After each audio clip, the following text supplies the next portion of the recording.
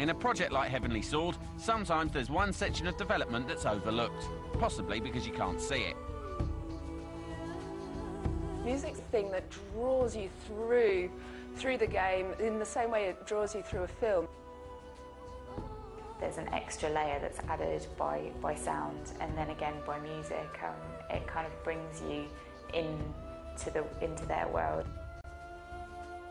You may not necessarily notice it straight away, but it's something that sort of tugs at your heart and tells you emotionally what direction to go in. It's sort of all absorbing, really, I think, and having the orchestra, I think it's been amazing. Well, there were two orchestras actually. Early on we used an orchestra from, well, it was the Nimrod orchestra that we used early on at Angel, but by and large it was mainly the orchestra in Prague that we used, and it was fantastic working with a big symphony orchestra there.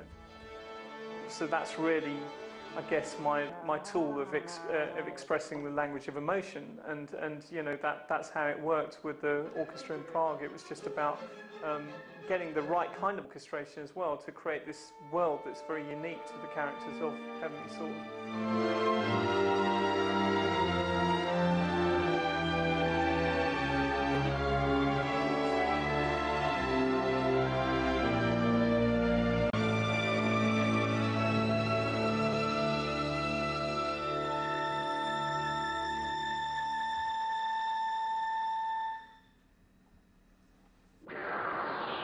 That's it for part 1. Join us in part 2 for an exclusive and explosive demo. And we find out if Noriko can beat Lara.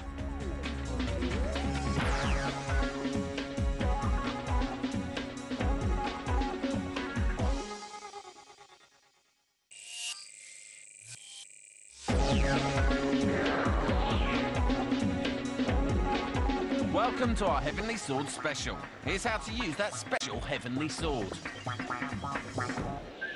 At a secret London location, we managed to get hold of one of Ninja Theory's ninjas. We politely persuaded him to show us something new on Heavenly Sword. And boy, did he have some stuff to show us. Hi, my name's Saito Man. I'm lead combat designer for Ninja Theory, and I'm about to show you a demo of our latest build of Heavenly Sword.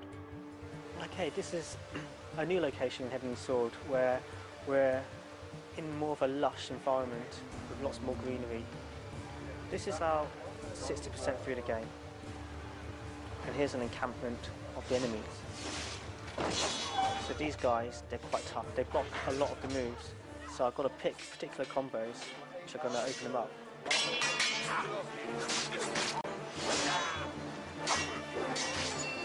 Did a quick counter there. Now, following up the move. This guy's a power stance character, so I switched to power stance quickly, but I got beaten up. This game's more than just a button masher, purely because of the stance system. You can't just wade in. My tip to really conquering this game is really learning the combo system.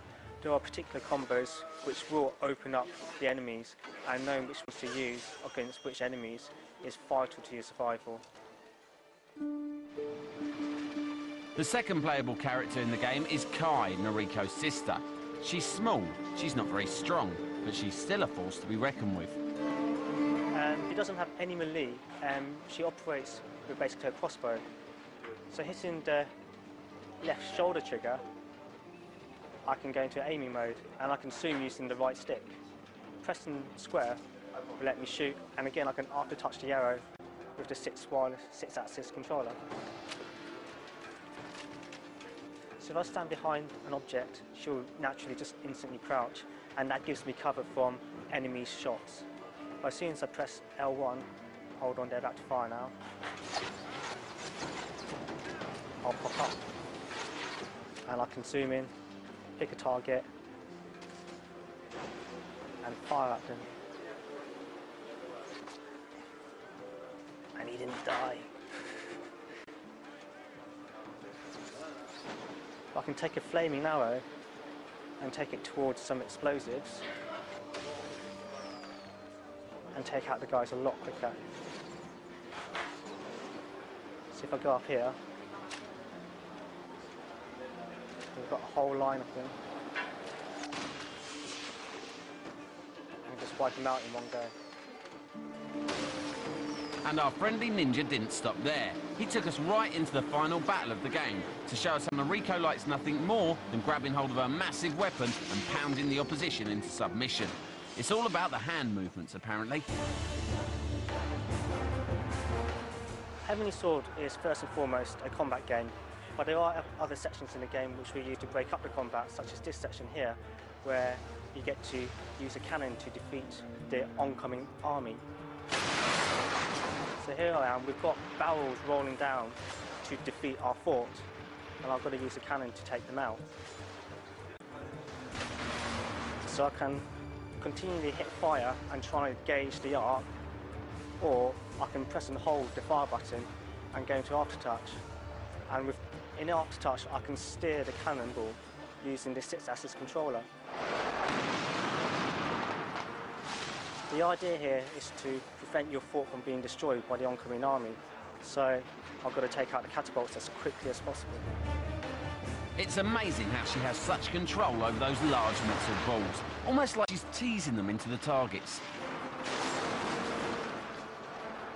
Explosive stuff, I'm sure you'll agree.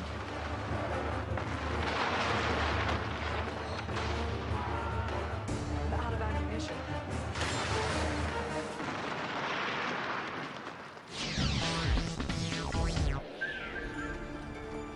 For many, this was their first hands-on with the game. Here are their thoughts coming out of their mouths. It's looking really nice, you know, it's combat's quite smooth, and you know, I like the other games have done the sort of context-sensitive button presses and things before, but this works them in really nicely, and you know, the graphics obviously beautiful. So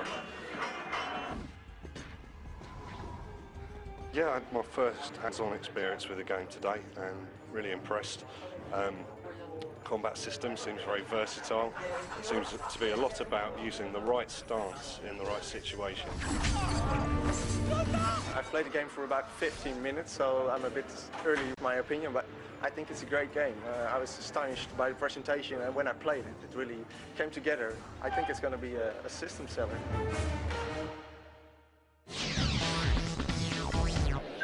What is your purpose, Noriko, exactly?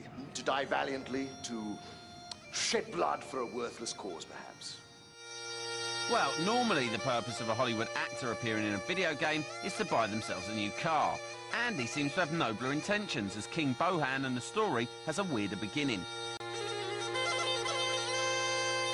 I happened to be going with my wife to get a mortgage one day, and as you know, as we all are, struggling to get new, better rates, and we went to see this mortgage advisor who was showing us on his laptop various different rates and different banks and building society rates and so on, and then he turned the laptop round and he pressed the button and he said, "Can you look at this?"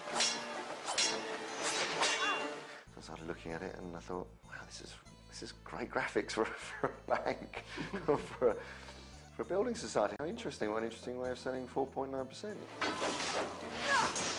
He said, "Yeah, this is actually a trailer for a video game called Heavenly Sword." And I went, "Yeah." And he said, "Well, my brother actually is a games developer, and he really wants to get in touch with you. Will you give him a ring?" So I gave him his card, and I went to him, and we met up and got on really well and started working together.